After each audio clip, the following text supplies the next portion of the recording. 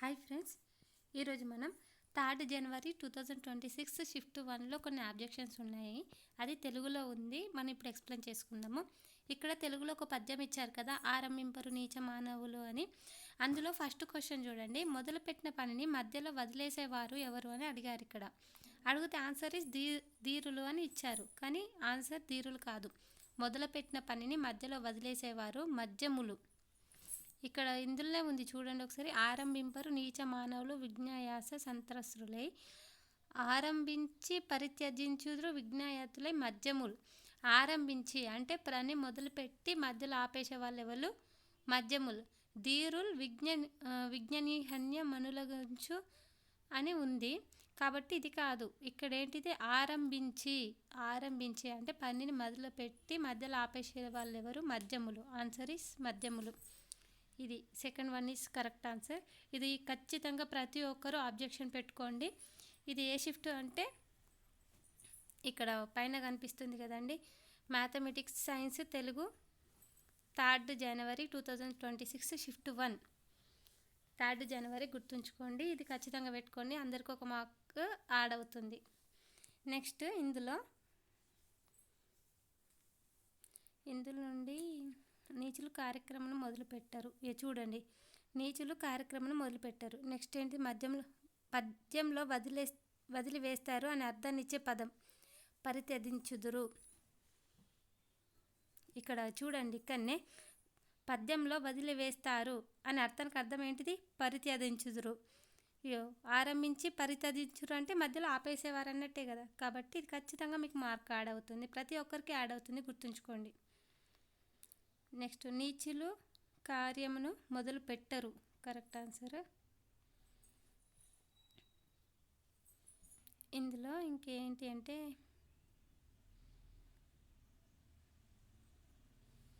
కేసరి సింహము, right answer. అక్షతలు వ్యుత్పత్తి అంటే క్షతం లేనివి, రైటే. అంచ అంటే హంస. ఇచ్చ కోరిక. గోలకొండ కవుల సంచిక సురవరం ప్రతాప్ రెడ్డి. జల్ జంగిన్ జమన్ కొమరం భీం, రైట్ ఆన్సర్. నా గొడవ కాలోజీ. స్వర్ణ కమలాలు ఇల్లందుల సరస్వతీదేవి. మామిడ్ల రామగౌడ్ మధుర కవి. వేడిగాలి సలంద్ర. ఓకే. కింది వాటిలో భాషా లక్షణం కానిది అవ్యవస్థత. ఇక్కడ ఇవన్నీ కరెక్ట్ ఉండండి. నెక్స్ట్ ఇంకొకటి ఎందులో అంటే నేను ఇప్పుడు చెప్తాను. ఇక్కడ చూడండి, ఇది పేపర్ 1 తెలుగు 11th జనవరి 2026 షిఫ్ట్ 1.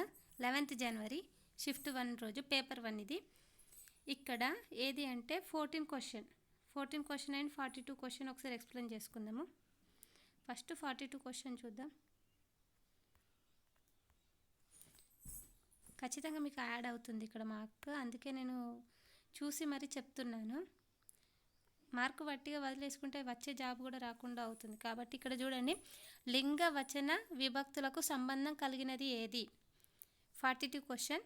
లింగ వచన విభక్తులకు సంబంధం కలిగినది ఏది అంటే అవ్యయం కాదు, ఆన్సర్ సర్వనామం. లింగ వచన విభక్తులకు సంబంధం లేనిది అంటే అవ్యయం, సంబంధం కలిగింది సర్వనామం. ఆర్ క్రియ, ఈ రెండిట్లో ఏదో ఒకటి అవుతుంది. నేను సర్వనామం అనుకుంటున్నా, దీనికైతే అబ్జెక్షన్ పెట్టండి. ఇది మాత్రం కరెక్ట్ ఆన్సర్ కాదు. అవ్యయం అనేది లింగ వచన విభక్తులకు సంబంధం లేనిది అవ్యయం. అది మన టెక్స్ట్ బుక్లో ఉంది ఖచ్చితంగా.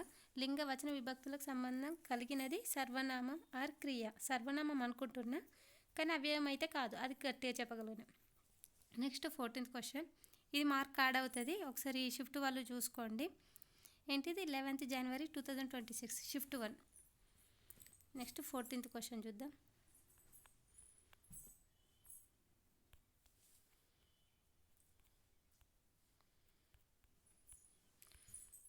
14th question.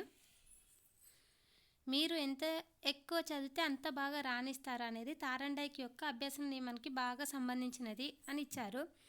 ఎంత ఎక్కువ చదివితే అంత బాగా రాణిస్తారు అనేది ఫలిత నియమం అని అనుకుంటారు.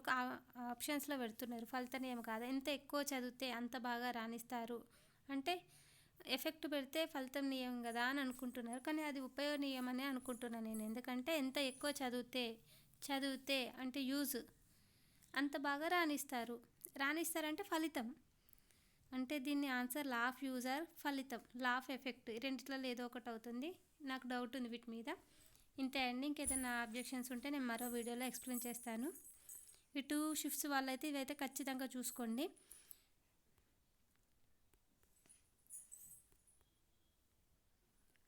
ఈ 42 question. Okay friends, thank you.